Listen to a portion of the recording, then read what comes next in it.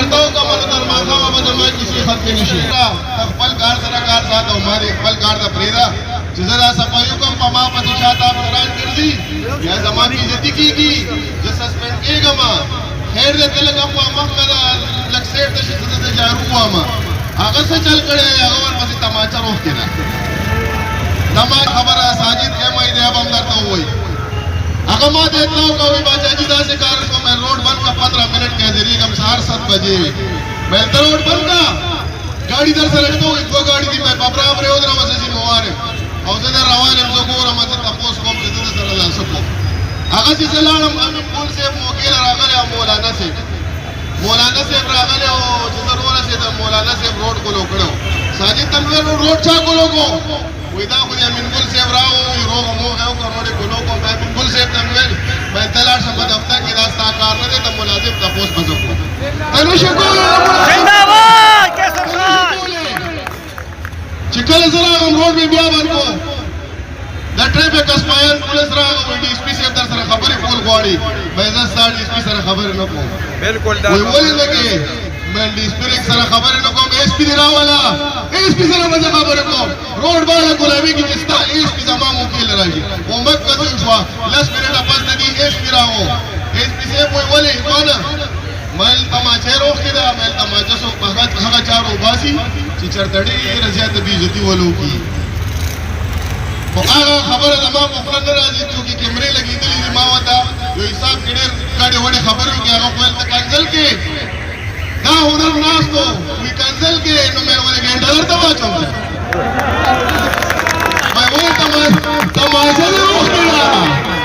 मैं $1 दबा चुका वो सब डिमांड के सरे मालदा सड़े पूरी सस्पेंड का और दल दल लड़ेगा वो सस्पेंड शो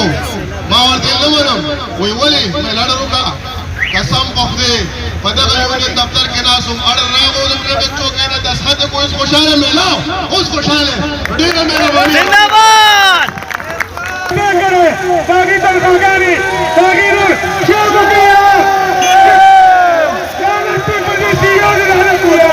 पजीतिया दिलाने पूरा पसंद आप पसंद खान तमा शुमानो को रही कैमरों से मकामत किया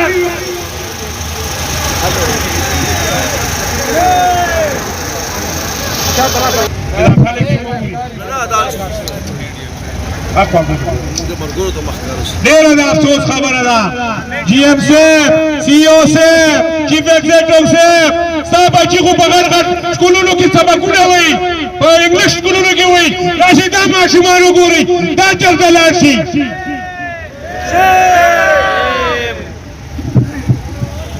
د دې نه بعد زه اوس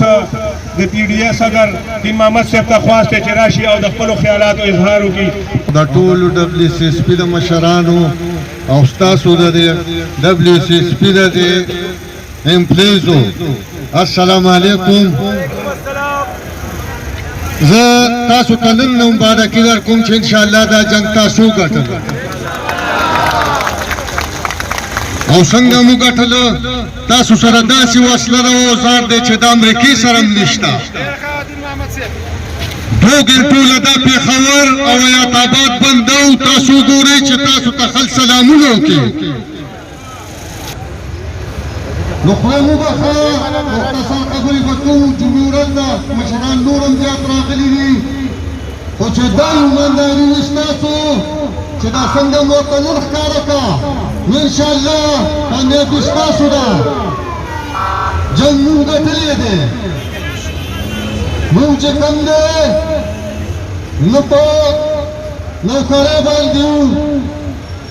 نه په مرګ باندې وو لرې نه دی پټای اسلامي به بیا تاسو ته په خپله پته ولګي چې د پېښور سال دی او بلکې د دې ټولو صوبو به څه حالات دي نو مهرباني وکړئ دا لاندې خلک به چیرئ خدای رسول ته وګورئ دا ستاسو جاګیرونه نه دي دا څه چوکل بس ارتن برابر کړ نور څه کوئ